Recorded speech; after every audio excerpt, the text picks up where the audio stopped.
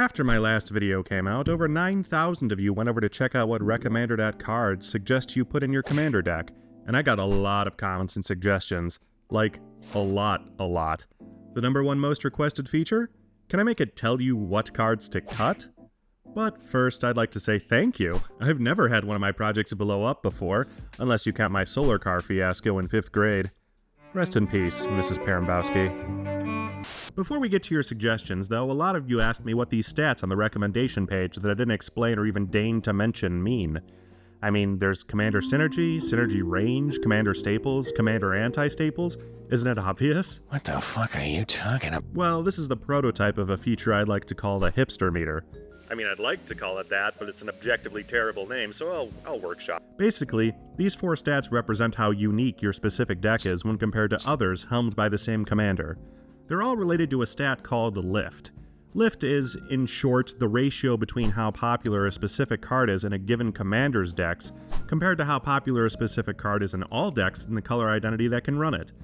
In practical terms, a higher lift means that a card is super duper associated with your commander. A lift closer to 0 means that it's a common staple that appears in every deck, and a negative lift means it's the type of card your commander actively avoids. Anyway, Commander Synergy is the average lift of your deck, represented as a percentage from negative 100% to 100%. The closer to 100% it is, the more it uses cards that have a statistically significant relationship with your commander. On the other hand, Synergy Range is a stat that represents how wide the gulf is between your higher lift and lower lift cards. Think of it like this. If you have a high synergy but a low synergy range, that means all of your cards are kind of clustered in the good for your commander pile. Typal decks and precons often display this behavior. If you have a lower synergy but a high synergy range, that probably means you're using your commander strategy as a backbone to do something weirder.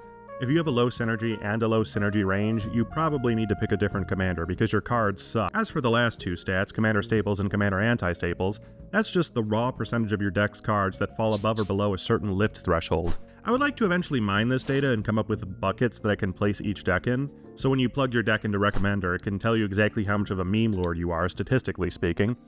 That'll take a while to get up and running though, so for now, you can just have the raw stats. Another big comment I noticed was that Recommander doesn't respect the deck building restrictions placed on it by companions, or restrictions that you put on a deck yourself, like only having permanents in a Primal Surge deck, or only including the hottest of brushwhacks. Allow me to explain why that is. Recall that Recommander works by using a vowpal wabbit model trained on other commander decks for collaborative filtering.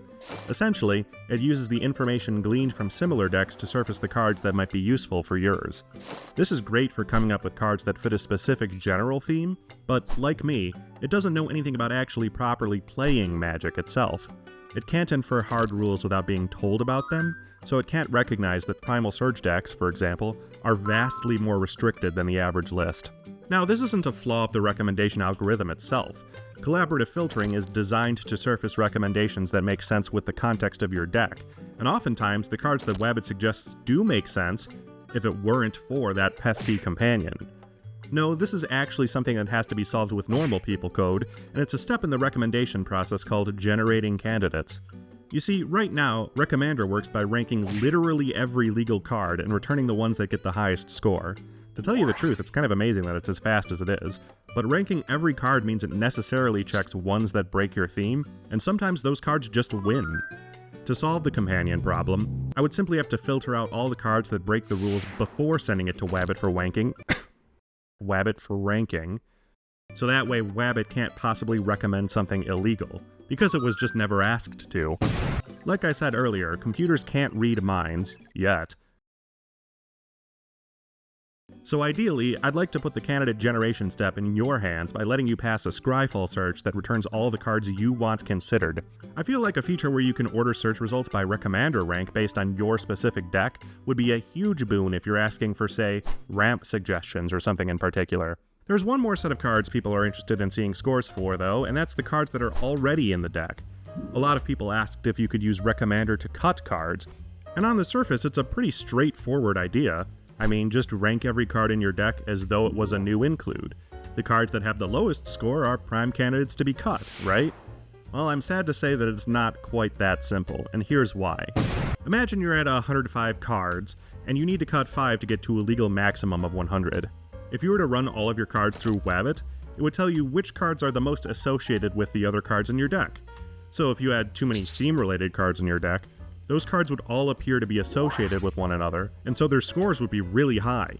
Staples as well would be associated with your deck because staples are associated with everything.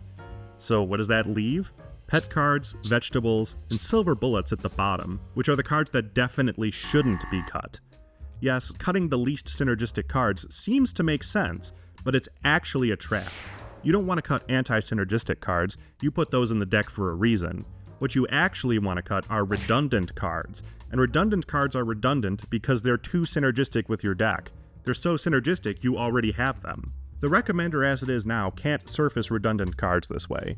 It can only generate one association score-based number, and it doesn't have the game sense to figure out what you've got too much of.